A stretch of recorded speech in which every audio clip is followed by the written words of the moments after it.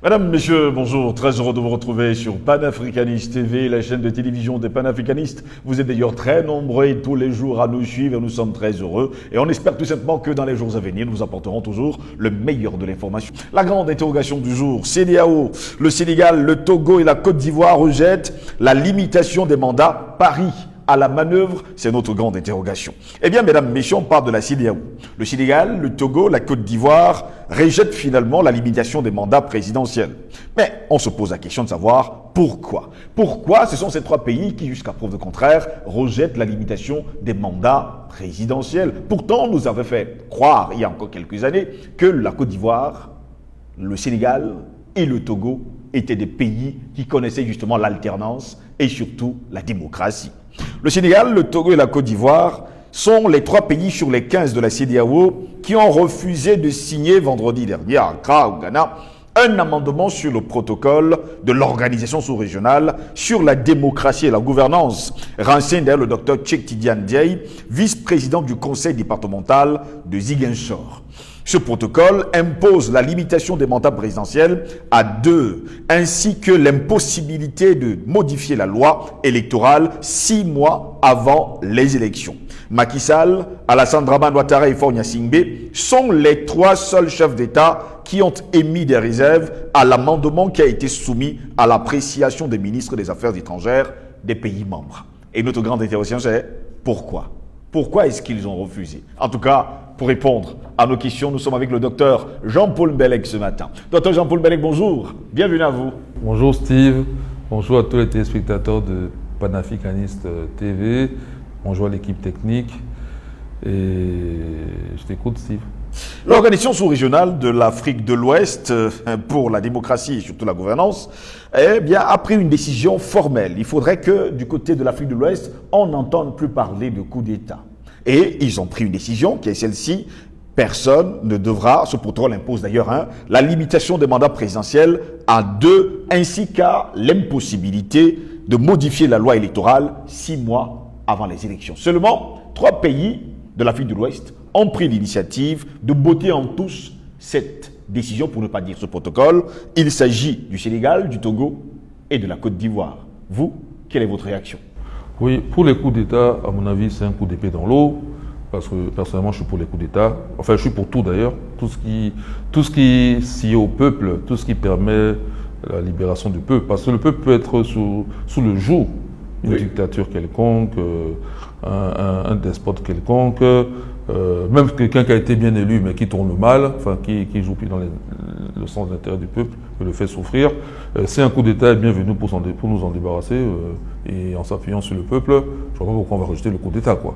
On ne va pas dire on a éjecté ce monsieur ou cette dame qui était mauvaise ou mauvais, et puis comme on va lire les textes, on va dire non, coup d'État n'est pas valable, il faut le faire revenir. Non, on n'en veut plus.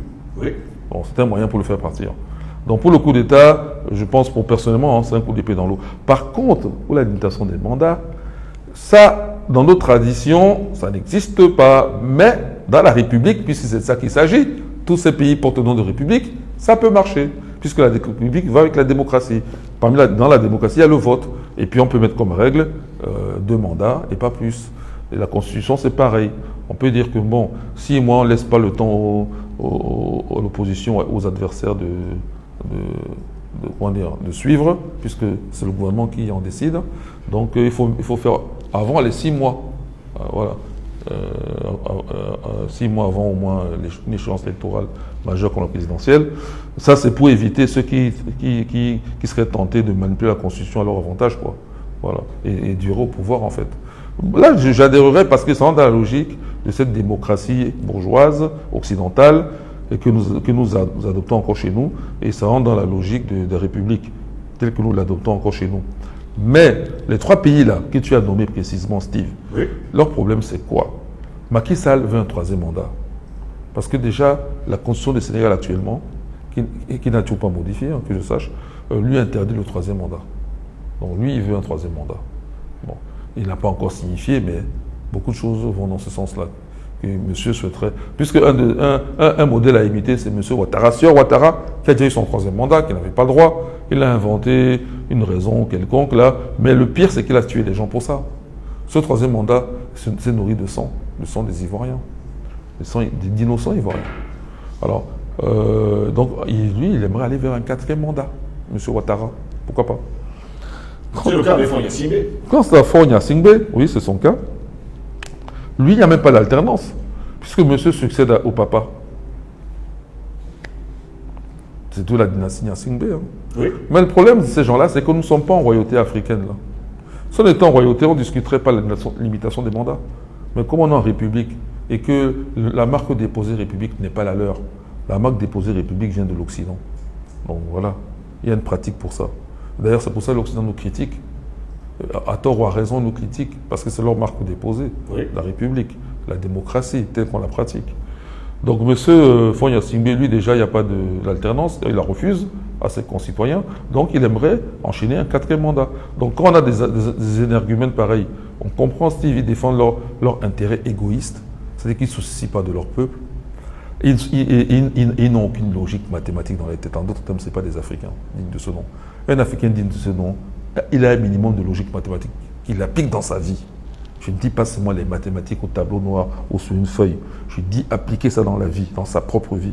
Un Africain digne de ce nom applique les mathématiques dans la vie. Et je dis que tout Africain qui ne le fait pas n'est pas un Africain digne de ce nom. C'est un Africain honteux. Voilà. Donc c'est le cas de ces chefs d'État-là. C'est-à-dire qu'eux aussi sont dans des contradictions à n'en pas fini comme les Occidentaux. Quoi. Ça ne les gêne pas. Non. Tu prétends que tu travailles pour ton peuple. Ah bon, si c'est le cas, là. La vie du peuple actuellement au Sénégal, c'est quoi? C'est Macky Sall dégage. Hein? Oui. On voit tout le mal qu'il donne à Sonko. À travers une accusation d'harcèlement sexuel, et puis maintenant, privation de participer aux législatives. De sa candidature, etc. Voilà. En ce qui concerne M. Ouattara, on voit comment il a fait fuir des gens. Bon, Guillaume Soro, qui était un de ses proches, est tout en fuite. Blé Goudé, qui a eu récemment son passeport, ben, il n'est toujours pas en Côte d'Ivoire. Ensuite, il y a Laurent Gbagbo qui est rentré finalement, mais qui n'a pas beaucoup de marge de manœuvre. Finalement. Et l'autre, là, Conan Bédier, qui est quand même assez vieux maintenant, mais malgré tout le temps qu'il a voulu fonctionner de façon indépendante de RHDP, parce qu'il y a eu mésentente, oui. On a vu comment Ouattara a invalidé sa candidature. Il n'a pas pu se présenter aux dernières élections. Ouattara a triché, là. Voilà. Il s'est octroyé un 3e mandat, en tuant plein de gens. Il a mis tous les gens qui ont fait des manifestations, il les a mis en prison. Voilà, privé de droits civiques. Voilà, on voit comment les premiers ministres se succèdent, après décès ou folie ou n'importe quoi. Bon. Donc, quant à M. Faure Gnassingbé, lui, même l'opposition ne veut même pas entendre. Parce que dès qu'il y a une opposition, on tire sur les gens, on les met en prison. Et même dans sa propre famille, il fait le nettoyage. Donc, ce sont des gens, et tous ces gens-là sont des francs-maçons. Et tous ces gens-là reçoivent leurs ordres directement de l'Occident. Et il ne faut pas me dire que Macky Sall est un panafricaniste. Et je n'y croirais pas une seconde. Pas du tout, il n'en est pas. C'est un bon France-africain. Voilà. Donc, même s'il a fait son tour à Sochi, Vladimir Poutine l'a reçu parce qu'il était représentant de l'Afrique. Pourtant, je vous posais justement cette question. La France a souvent dit que le Sénégal était un exemple, la Côte d'Ivoire également, et sans oublier le Togo. Le Sénégal est un exemple, tu veux dire, de démocratie? C'est ce qu'ils disent. Ok. C'est pas moi qui le dis. Ok, si c'est le cas, la démocratie sénégalaise, je l'ai déjà dit sur d'autres plateaux, est une démocratie contrôlée. Parce que depuis Senghor, par exemple, il n'admettait pas un parti socialiste parce qu'il disait qu'il est déjà parti socialiste. Donc, chaque courant de pensée doit avoir un seul parti. Oui. Voilà. Et en plus, dans toute sa logique, même au niveau des marxistes, c'est lui qui a décidé lequel marxiste est tolérable, quoi. Je pense même qu'à la fin, il a même supprimé le parti marxiste. Et quant au parti politique de Cheikh Anta Diop, on sait ce qu'il en a fait. Il a à chaque fois, comment on appelle ça là? Il a à chaque fois invalidé. Oui, il y a un autre mot pour ça, mais invalidé, on va dire. Oui. Et Cheikh a dû recréer un autre parti. Le dernier en date, c'est le RND, qui a rejoint Sonko d'ailleurs. Et puis Cheikh Anta a été mis en prison. Il a failli mourir.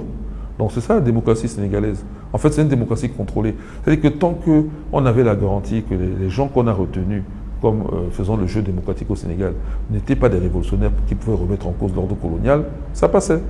Mais si vous amenez des Sonko, des gens comme ça, là, des Cheikh Anta Diop, avant lui, qui sont capables de remettre en cause l'ordre colonial, ça ne va pas. Donc ça signifie que c'est Paris qui est à la manœuvre?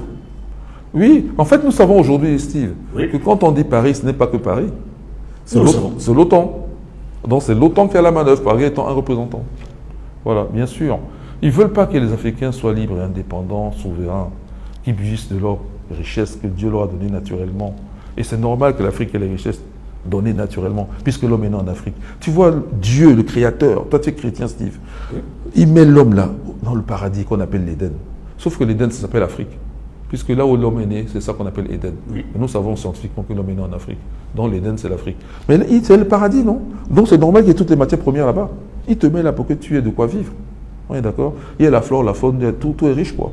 Oui. Voilà. Donc maintenant, ceux-ci viennent jalouser, ils veulent même pas... Ils pourraient négocier. Non, ils viennent jalouser, ils veulent tout prendre, piller, et puis vous n'avez pas le droit de vivre. En fait, ils sont plus Dieu que Dieu, quoi. Et que même Dieu est con pour eux, quoi. Dieu était tellement con qu'il a mis l'homme noir en Afrique avec les richesses. Oh, ils viennent corriger ça. Ils critiquent Dieu. Dieu, tu es bête. Pourquoi tu as mis l'homme noir en Afrique avec les richesses et tout et tout? Non, non, non, non, on va enlever ça, on va enlever ça. Mais c'est ça. Tu vois bien qu'ils se moquent même du Créateur. Ce sont des gens, en tout cas au niveau action politique, ils sont très satanistes. Donc, j'ai parlé du Sénégal, tu m'as posé aussi la question sur la Côte d'Ivoire. Oui, c'est pareil. La Côte d'Ivoire, il faut que les Ivoiriens le comprennent. Vous n'avez pas d'homme politique historiquement valable là-bas. Hein? Je veux dire que, à part Laurent Gbagbo, mais historiquement, c'est-à-dire que ceux qui ont réclamé l'indépendance et l'ont prise en main, il n'y a aucun homme valable là-bas. Parce qu'au Houphouët-Boigny, s'il a bien commencé au départ, mais c'est le grand traître, non? Hein? Il crée le RDA, il lutte contre le travail forcé, tout le monde lui fait confiance. Hein? Puisque même l'Union des populations du Cameroun ici était une section du RDA, Oui. section camerounaise du RDA. Cheikh Anta Diop même a été président de la section des jeunes du RDA là-bas en France, quand il était étudiant. Alors, donc, mais Houphouët-Boigny va trahir tout ça pour la France, pour le gouvernement français. Il va trahir tout un continent, Houphouët-Boigny. Et ça, c'est l'héritage des Ivoiriens. Il faut qu'ils ouvrent les yeux là-bas. Hein. Parce que tant qu'ils n'auront pas compris ça, leurs luttes sont vaines. La preuve, où en est la Côte d'Ivoire aujourd'hui? Ils ont avancé d'un pouce dans cette lutte. On a même libéré Gbagbo. Bon, ok, ça en est où? Ok? Où est la démocratie? S'il y avait démocratie, Gbagbo s'exprimerait. Ouattara se ferait même un devoir de laisser Gbagbo s'exprimer. Mais ce n'est pas le cas. Pour que cette lutte aboutisse, pour faire aboutir une lutte, il faut d'abord bien comprendre son historique. Quand on a compris son historique, maintenant on sait comment mener le bateau. On sait même comment parler au peuple de façon simple. On sait comment créer des réflexes au niveau de... Ici au Cameroun, là, dès que tu dis ça, c'est que peut-être entre nous Camerounais, on peut se chamailler. Mais si on indexe le colon, l'essentiel des Camerounais est d'accord, non? Oui. Alors, donc il faut créer ce genre que le peuple comprenne suffisamment pour que, lorsqu'on pose la question de cette façon, ils réagissent. C'est ce qui a été gagné au Mali. Voilà un pays qui a un passé. Ils ont un dirigeant historique, c'est Modibo Keïta. On voit le résultat au Mali.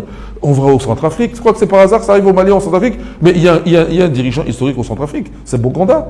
Le seul pays qui a un dirigeant historique, mais qu'on n'a pas laissé s'exprimer, et pour qui n'ait même pas le temps d'y réfléchir, c'est la guerre permanente chez eux, parce que c'est non-stop sur le Congo RDC. Là-bas, c'est la guerre permanente. Même l'apartheid s'est arrêté, mais au Congo, ça ne s'est pas arrêté. Plus de 10 millions de morts depuis l'indépendance, même plus, beaucoup plus. Hein? Le pays a aujourd'hui pratiquement 100 millions d'habitants, parce que c'est 99 millions et des poussières, donc ils ont 100 millions d'habitants. Mais s'il n'y avait pas eu ces 10 millions de morts là, et c'est plus, hein, 10 millions c'est vraiment la fourchette basse. Hein. C'est-à-dire que le Congo aurait peut-être dans les 120, 130, 140 millions d'habitants maintenant, non? Alors, des jeunes dynamiques avec des richesses. Donc, ces gens-là sont nos ennemis. Ces gens-là, c'est eux qui ont créé la franc-maçonnerie. D'abord pour contrôler leurs propres concitoyens, hein, gérer leur vote, puisqu'ils ont mis la démocratie à la bourgeoise occidentale. Et maintenant, ils ont étendu ça aux dirigeants africains, à qui ils ont donné les rênes du pouvoir après l'indépendance, en tuant même parfois, comme c'est le cas de Boganda, les vrais nationalistes. Oui. Voilà. Et nous savons où est-ce que ça en est. Et finalement, ça donne des gens qui travaillent pour l'Occident. Et à ce titre-là, l'Occident les reconnaît. On dit même que c'est des démocrates, alors qu'il n'y a pas pire autocrate, tyran, enfin tous les mots que vous voulez pour qualifier un bourreau de son peuple. Et donc, il n'y a pas de démocratie même au sens occidental, ils ne la permettent pas. Est-ce que l'alternance est une forme de démocratie?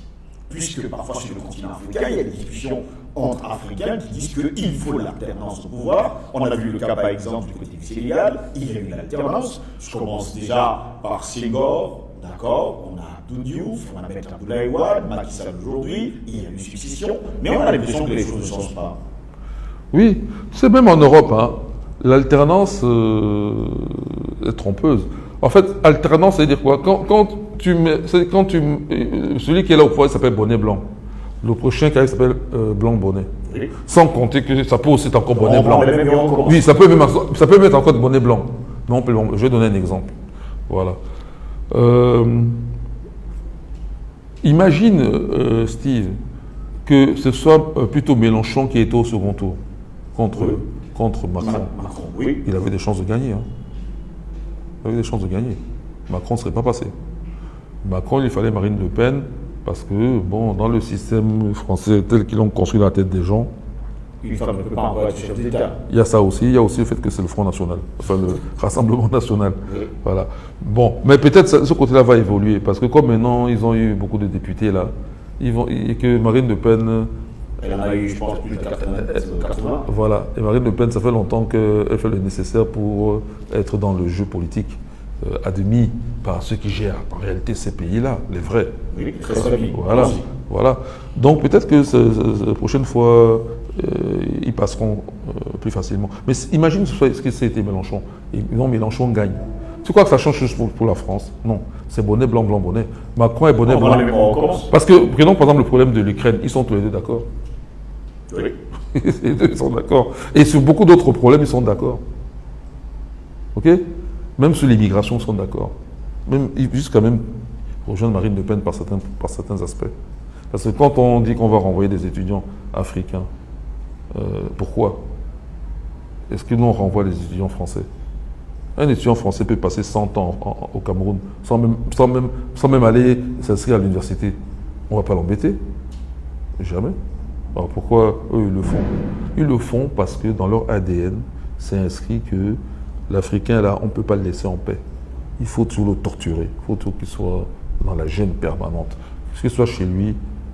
Donc voilà un exemple de la démocratie occidentale. Alors, donc l'alternance, ce n'est pas la démocratie. Même si on restait dans le sens grec du terme, ce n'est pas la démocratie. C'est le pouvoir du peuple par le peuple, même si le peuple est représenté. C'est toujours pas la démocratie. Puisque, d'ailleurs, les Grecs avaient montré que la démocratie est un système de corruption. Donc par cette corruption, on peut maintenir les mêmes pouvoirs, juste en changeant quelques formes, quelques petits détails, mais sans vraiment que le peuple ressente un changement qui serait significatif pour lui. Voilà. Par exemple, le peuple a besoin de quoi? Le peuple a besoin de meilleures conditions, d'abord de la liberté, de meilleures conditions de travail, de meilleurs revenus, et beaucoup d'autres choses comme ça, et d'être protégé. Oui. Mais ce n'est pas le cas. Puisque en Occident, c'est le capitalisme. Le capitalisme ne protège pas le travailleur. Par définition, c'est les patrons. Et parmi les patrons, les grandes boîtes. Parmi les grandes boîtes, les financiers, les 13 familles. Leurs intérêts passent d'abord aux dépens du peuple. Donc ça ne changera jamais.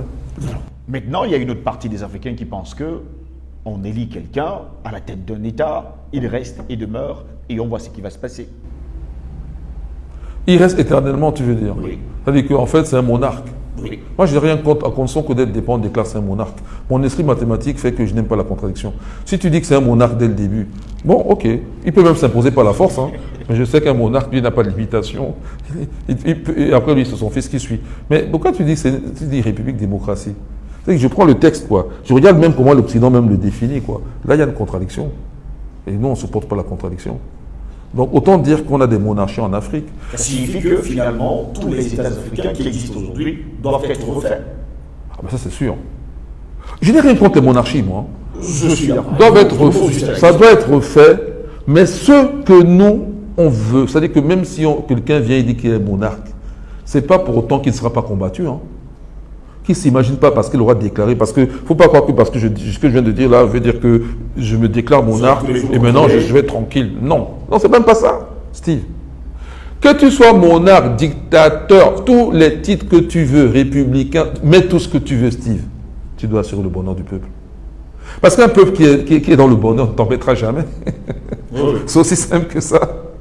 On est d'accord? Tu es là pour Et faire le bonheur du peuple, c'est aussi être à l'écoute du peuple. C'est-à-dire que quand le peuple dit, bon, on a tel problème, tu l'écoutes. Tu sais, pas loin d'ici, là. La route, là, à côté de Rond-Point Maïtur, tu montes pour aller en allant vers Bépanda, là. Elle est dégradée. Où sont les autorités camerounaises de Douala, là? Parce que c'est toujours l'autorité camerounaise, même si c'est une ville comme Douala. Ils sont où? Et il y a un accident possible dans cette route-là. Les motos passent là tout. Et la pluie, t'as vu la pluie? Comment ça? Il y a de l'eau stagnante partout, là. Les motos peuvent glisser. Mais c'est un jour ou l'autre, tu peux entendre qu'il y a eu un accident grave. On n'a même pas besoin de rouler vite, là. Parce que, à cause de la façon dont chacun essaie de trouver son petit chemin, là. Donc, on se croise avec les voitures, les motos qui viennent dans un sens puis dans l'autre. Mais c'est dangereux. Ils font quoi? Ils ne savent pas que ça existe, ça. Ça, c'est salutaire. Et ce n'est pas le seul endroit, mais là, cet endroit-là, c'est trop évident. Ils font quoi? Donc, le jour, la personne qui va faire que... Il a mis il a ses oreilles partout, là. Dès qu'il a ça, il vient réparer tout. Mais le peuple ne se plaint plus, Steve. Dès que les gens sont malades, bon, nous, on ne veut plus leur pharmacie. Toi-même, tu comprends qu'on ne veut plus ces choses occidentales. Alors, tu valorises la médecine traditionnelle. Bien, pas avec les charlatans, les vrais. Oui. Et tu les valorises. Mais qu'est-ce que tu veux que le peuple ne demande rien de plus? Tu éradiques le paludisme. Et on a de quoi manger. On cultive bien. Nos terres sont arables. Nos matières premières nous rapportent. C'est-à-dire que notre niveau de vie correspond aux richesses que Dieu nous a données. Attends, qui va se plaindre? Steve, là, le gars qui veut rester là 100 ans, même sa famille le succède. Mais ça s'appelle les dynasties. Les dynasties ont existé en Afrique. Ils ne gêneront personne. Tant que ça marche comme ça. C'est le bonheur. Dans l'UPC, l'Union des populations du Cameroun, parmi les premières choses qu'il devait mettre parmi ses objectifs, c'est l'élévation du standard de vie. C'est ça, justement. Des populations du Cameroun, non? Oui. Mais voilà. Donc, si tu fais ça, Steve, mais quelqu'un vient même essayer de t'enlever là, mais c'est le peuple qui vient là pour dire que non, tu laisses là, tant que nous, on n'a pas décidé, tu ne touches pas. Même si tu vas dire, non, il a dépassé le mandat, le peuple dit non. Nous, on veut qu'il reste encore là. Parce que la légitimité vient du peuple, non? Oui. Donc, le problème n'est pas tant le régime qu'on adopte. Mais par contre, il y a des régimes qui sont incompatibles avec le bonheur des peuples, en particulier ceux des Africains. Oui. Voilà, donc déjà, là, tu les élimines. Maintenant, parmi tous les autres, là, bon, comme il n'y a rien de parfait dans cette planète, si le peuple est bien, mais vraiment, quand je te dis bien, c'est pas seulement qu'il mange bien, mais il est bien, sur tous les aspects, on peut considérer que tu es bien, ok? Il n'embêtera pas le dirigeant. Merci à vous, Dr Jean-Paul Mbele, d'avoir été des nôtres. Merci, Steve, de m'avoir invité une fois de plus. Et je souhaite donc... bonne journée, bon courage à tout le monde. À bientôt. À bientôt. À bientôt à vous également, mesdames, messieurs, qui nous avez suivis encore aujourd'hui. Au plaisir de vous retrouver très prochainement. Eh bien, restez sur Panafricanist TV. L'information est en continu.